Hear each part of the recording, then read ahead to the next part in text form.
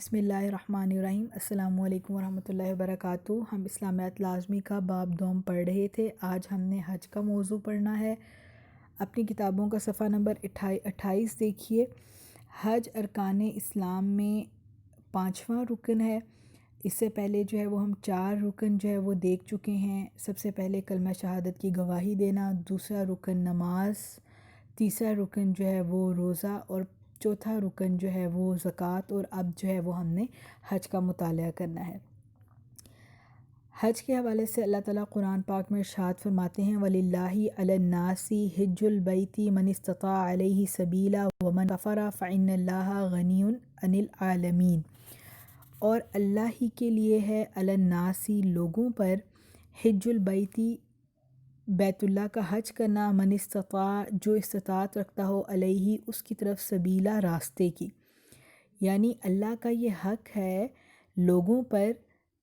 کہ لوگ اس کے گھر کا حج کریں جو اس کی طرف راستے کی استطاعت، یعنی اس کے راستے کی طرف چلنے کی استطاعت رکھتا ہو۔ ومن کفر، اور جو کفر کرے گا یعنی انکار کرے گا، تو پس بے شک اللہ تعالیٰ غنی بے نیاز ہے، عن العالمین تمام جہان والوں سے، یعنی اللہ کا یہ حق ہے لوگوں پر کہ لوگ اس کے گھر کا حج کریں جو اس کی طرف چلنے کی استطاعت رکھتے ہیں، اور جو نہ مانے تو پھر اللہ تعالیٰ تمام جہان کے لوگوں سے بے پرواہ ہے، غنی ہے۔ اب دیکھیے کہ حج جو ہے وہ اللہ تعالیٰ نے ہر مسلمان پر زندگی میں ایک بار جو ہے وہ فرض کیا ہے۔ حج سے کیا مراد ہے؟ حج سے مراد یہ ہے کہ اللہ تعالیٰ کے لیے اللہ تعالیٰ کے گھر کا ذی الحج کے مہینے میں ارادہ کرنا، اور یہ حج جو ہے وہ صرف اور صرف بیت اللہ میں جا کر ادا ہو سکتا ہے، اور جو اسلامی مہینے کا جو ہمارا مہینہ ذی الحج ہے، اسی میں جو ہے وہ یہ مناسک حج جو تاریخیں ہیں انہی میں جو ہے وہ حج جو ہے وہ ادا ہوگا۔ ٹھیک ہے، اب آگے دیکھیے کہ اللہ تعالیٰ نے مسلمانوں کو جو ہے وہ یہ حکم دیا ہے کہ اس کے گھر کی طرف جو ہے وہ ارادہ کریں، قصد کریں، اور اس میں جو ہے وہ اللہ تعالیٰ نے جو یہ بات کہی کہ اللہ تعالیٰ جو ہے وہ بے نیاز ہے، کیوں؟ کیونکہ اللہ تعالیٰ کو جو ہے وہ ہماری عبادات کی ضرورت نہیں ہے، بلکہ ہمیں جو ہے وہ اللہ تعالیٰ کی بندگی کرنے کی ضرورت ہے۔ ہم اللہ تعالیٰ کے سامنے بے بس اور عاجز ہیں اور گناہ گار ہیں، تو یہ جو حج کی عبادات ہیں یا جو دیگر عبادات اللہ تعالیٰ نے ہم پر فرض کی ہیں، ان کا مقصد یہی ہے کہ ایک تو ہم اللہ تعالیٰ کو یاد رکھیں، اللہ تعالیٰ کا قرب حاصل کریں، اور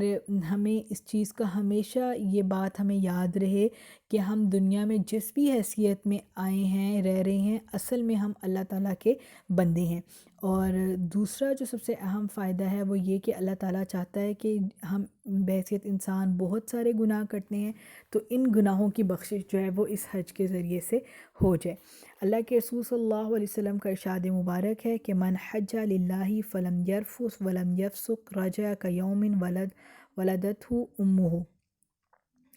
کہ جس نے جس نے حج کیا للہ اللہ کے لیے، فلم یرفث، اور پھر اس نے جو ہے وہ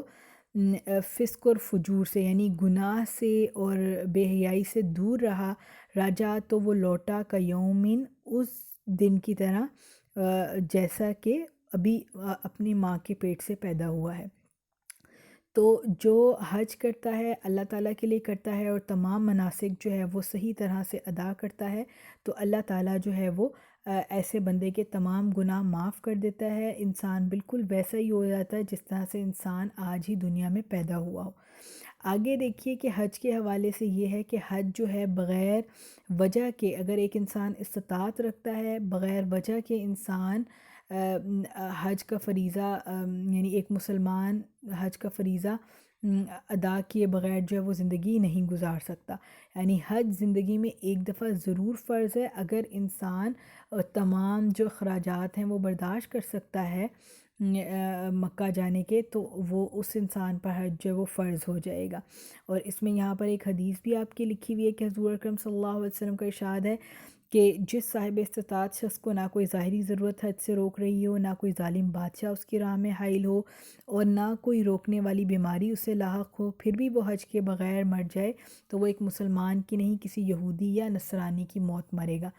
تو اس سے ہمیں بات سمجھ میں آتی ہے کہ جب ایک شخص کے پاس اتنی استطاعت ہو کہ وہ اللہ کے گھر کی طرف جا سکے، تمام خرچہ اخراجات کھانے پینے کے برداشت کر سکے، تو پھر اس کو چاہیے کہ سب سے پہلے جو ہے وہ حج کرے۔ اور اگر ایک شخص استطاعت ہونے کے باوجود ساری زندگی اس بات کی پرواہ نہیں کرتا اور نہیں جاتا اللہ تعالیٰ کے گھر کی طرف اور اس فریضے کو سر انجام نہیں دیتا، تو اللہ تعالیٰ کے نزدیک اس بات کی کوئی اہمیت نہیں ہے کہ وہ یہودی یا نصرانی ہو کے مرے، ٹھیک۔ تو اس سے ہمیں یہ بات سمجھ میں آتی ہے کہ حج جو ہے وہ ہر مسلمان پر جو صاحب استطاعت ہے، یعنی اللہ تعالیٰ کے گھر جانے کا خرچ برداشت کر سکتا ہے، اس پر زندگی میں ایک بار جو ہے وہ فرض ہے۔ پھر اگلی جو ہیڈنگ ہے وہ جامعیت کے حوالے سے ہے۔ جامعیت سے کیا مراد ہے کہ ایک ہی جگہ جو ہے وہ جمع ہو جانا۔ تو حج جو ہے وہ ایسی عبادت ہے جس میں تمام عبادات کی روح شامل ہو گئی ہے، کیونکہ سب سے پہلے دیکھیے کہ حج کے لیے روانگی سے واپسی تک جو ہے وہ تمام سفر کیا ہے کہ اس کا مقصد صرف ایک ہی ہے کہ اللہ تعالیٰ کا قرب حاصل کرنا، اللہ تعالیٰ کے قریب ہونا، اللہ تعالیٰ کو یاد کرنا۔ پھر اس کے بعد جو ہے وہ جس طرح انسان نماز میں اللہ تعالیٰ کا قرب حاصل کرنا چاہتا ہے، اللہ تعالیٰ کی بندگی کرنا چاہتا ہے، اسی طرح سے اس سفر میں بھی جب ہم نکلتے ہیں تو اس کا مقصد یہی ہوتا ہے کہ اللہ تعالیٰ کے قریب ہو جائیں، اللہ تعالیٰ کو یاد کریں، اس کی بندگی کا جو ہے وہ ثبوت دیں۔ پھر آگے دیکھیے کہ جب ہم مال خرچ کرتے ہیں حج کے لیے تو وہ زکوٰۃ سے مشابہت رکھتا ہے۔ اسی طرح جب انسان اپنے نفسانی خواہشات سے بچتا ہے اور جو ہے وہ گناہوں سے بچتا ہے، تو جیسے روزے میں انسان اپنی نفسانی خواہشات پر قابو پاتا ہے اور گناہوں سے بچتا ہے، وہ جو ہے وہ کیفیت انسان کی ہوتی ہے۔ اسی طرح جب گھر سے انسان دور ہوتا ہے اور سفر کی مشکلات اور جو بھی مصائب ہیں انہیں برداشت کرنا پڑتا ہے، تو جیسے جہاد میں انسان اپنے گھر بار کو چھوڑ کے نکلتا ہے، تو جو وہ کیفیت ہوتی ہے وہی کیفیت اس سفر میں بھی ہوتی ہے۔ تو اس طرح سے جو ہے وہ پورے جو سفر حج ہے ہمارا، اس میں انسان کی یہی کیفیت ہوتی ہے کہ انسان تمام عبادات کا جو کیفیت ہے وہ اپنے دل میں محسوس کرتا ہے۔ پھر حضرت عائشہ رضی اللہ عنہ کا یہاں پر لکھا ہوا ہے کہ رسول اکرم صلی اللہ علیہ وسلم نے فرمایا کہ سب سے افضل جہاد حج مبرور ہے۔ تو افضل جہاد حج مبرور سے کیا مراد ہے کہ حج مبرور اسے کہتے ہیں کہ جو یعنی مقبول حج ہو، اور حج مبرور کا لفظ بر سے بنا ہے۔ اس کا مطلب یہ کہ ایسا حج جو خالصتاً اللہ کے لیے کیا جائے اور اس میں ہر ممکن گناہ سے بچا جائے اور نیکی جو ہے وہ کی جائے، ٹھیک۔ تو اب یہ جو ہے نا مختلف سوالات آپ کے پیپر کے لحاظ سے آتے رہیں گے، جس طرح حج سے کیا مراد ہے، پھر حج جو ہے وہ کن دنوں میں کیا جاتا ہے، پھر حج کتنی بار فرض ہے، پھر اسی طرح حج مبرور سے کیا مراد ہے، یا حج میں کیسے جامعیت ہے تمام عبادات کی۔ تو اس طرح کے سوالات آپ کے پیپر میں آئیں گے، تو وہ آپ نے پھر یہ شارٹ آنسر کوسچنز میں جو ہے وہ آپ نے لکھنا ہوگا۔ پھر اسی طرح زائرین خانہ کعبہ کی قلبی کیفیات، اس سے کیا مراد ہے کہ جو شخص حج کر رہا ہوتا ہے تو اللہ تعالیٰ اس کے دل میں جو ہے وہ اس کے دل میں ایسی کیفیت اور ایسی روحانیت جو ہے وہ پیدا کرتے ہیں۔ کیونکہ وہ اپنی آنکھوں سے جو ہے وہ اس سارے منظر کو دیکھ رہا ہوتا ہے، کبھی خانہ کعبہ کے سامنے ہوتا ہے اور اپنی ساری دنیاوی مصروفیات دلچسپیاں چھوڑ کے وہ دو چادروں میں اپنے رب کے سامنے جو ہے وہ پہنچ جاتا ہے، اللہ تعالیٰ کو یاد کرتا ہے، اس کا قرب حاصل کرنے کی کوشش کرتا ہے، اپنے گناہوں کی معافی مانگنے کی کوشش کرتا ہے، ٹھیک ہے۔ اور اس طرح سے اپنے گھر بار چھوڑ کے جانا اور دو چادروں کے ساتھ جو ہے وہ حج کرنا اور پھر وہاں پہ تھوڑے سے سامان کے ساتھ جو ہے وہ سارا گزارا کرنا، تو یہ سارا جو ہے وہ انسان کو اپنی آخرت جو ہے وہ پھر یاد آ جاتی ہے کہ جس طرح آج میں اللہ تعالیٰ کے حکم سے یہاں پہنچا ہوں اور وہ تمام عبادات سر انجام دے رہا ہوں، اور اسی طرح سے قیامت والے دن بھی جو ہے وہ انسان اپنے رب کے سامنے پیش ہوگا اور اللہ تعالیٰ جو ہے وہ انسان سے اس کے نامہ اعمال کا جو ہے وہ حساب لیں گے۔ پھر اسی طرح سے جب انسان میدان عرفات میں پہنچ جاتا ہے تو تب بھی ایک مسلمان کو یہ یاد آتا ہے کہ اللہ تعالیٰ نے یہاں پر میدان عرفات میں حضور صلی اللہ علیہ وسلم کو جو آپ نے آخری خطبہ حجۃ الوداع جو ہے وہ دیا تھا، اس میں جو ہے وہ اللہ تعالیٰ نے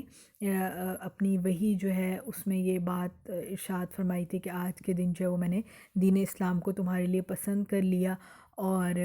تمہارے اوپر اپنی نعمت جو ہے وہ مکمل کر دی۔ اور اللہ کے رسول صلی اللہ علیہ وسلم نے بھی یہی ارشاد فرمایا تھا کہ میرے بعد گمراہی سے بچنے کے لیے قرآن اور حدیث کو مضبوطی سے تھامے رہنا۔ پھر اس موقع پہ انسان ایک مسلمان کو حضرت ابراہیم علیہ السلام کی قربانیاں بھی یاد آتی ہیں کہ کیسے انہوں نے اپنی ساری زندگی جو ہے وہ اللہ تعالیٰ کے لیے قربانی دی، اپنے گھر بار کو چھوڑا، پھر اپنے چھوٹے بچے کو ادھر مکہ چھوڑ کے چلے گئے اللہ کے حکم سے، بیوی اور بچے کو۔ پھر کیسے جو ہے وہ اللہ تعالیٰ نے جب ان کو ذبح کرنے کا حکم دیا حضرت اسماعیل کو، وہ آپ نے جو ہے وہ ذبح کرنے کے لیے آپ تیار ہو گئے۔ پھر آپ مکہ میں اللہ نے جب حکم دیا گھر تعمیر کرنے کا، پھر آپ نے حضرت اسماعیل علیہ السلام کے ساتھ جو ہے وہ گھر تعمیر کیا۔ یعنی ساری زندگی جو ہے وہ آپ نے اللہ تعالیٰ کے حکم پر سر جھکائے رکھا اور اللہ تعالیٰ کے مطیع و فرمانبردار بندے بن کر رہے۔ اب دیکھیے کہ اللہ تعالیٰ نے قرآن پاک میں جو ان کے لفظ ہیں وہ یہ بتائے کہ ان صلاتی و نسخی و محیای و مماتی للہ رب العالمین، کہ بے شک میری نماز، میری قربانی اور میرا جینا مرنا اللہ ہی کے لیے ہے جو تمام جہانوں کا رب ہے۔ آگے دیکھیے کہ پھر انسان جو ہے وہ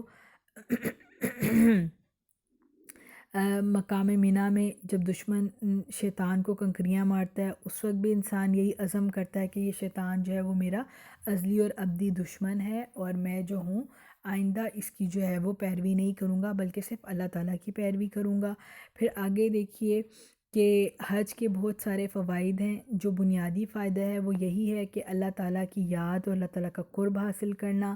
پھر دوسری چیز یہ کہ اللہ تعالیٰ ایک مسلمان جو ہے جب اللہ تعالیٰ کے سامنے اپنے گناہوں پہ معافی مانگتا ہے تو اللہ تعالیٰ جو ہے وہ تمام گناہ جو ہے وہ معاف کر دیتا ہے، تمام گناہوں سے پاک کر دیتا ہے۔ دوسری چیز یہ کہ انسان مختلف جگہوں سے جو ہے وہ لوگ اکٹھے ہوتے ہیں اور حج کے موقع پر اور اللہ تعالیٰ کی عبادت کرتے ہیں تو رنگ و نسل کا فرق مٹ جاتا ہے۔ اور جو اہم فائدہ ہے تیسرا وہ یہ کہ تجارتی اور اقتصادی طور پہ جو ہے وہ لوگوں کو فائدہ ہوتا ہے کہ جب مختلف ممالک سے لوگ آتے ہیں اور خرید و فروخت ہوتی ہے تو معاشی طور پہ لوگوں کو نفع حاصل ہوتا ہے۔ اور حج مقبول وہی ہے جسے حج مبرور، جس کی ڈیفینیشن میں آپ کو بتا چکی ہوں کہ ایسا حج جو اللہ تعالیٰ کی رضا کے لیے کیا جائے اور جس میں ہر ممکن گناہ سے بچا جائے۔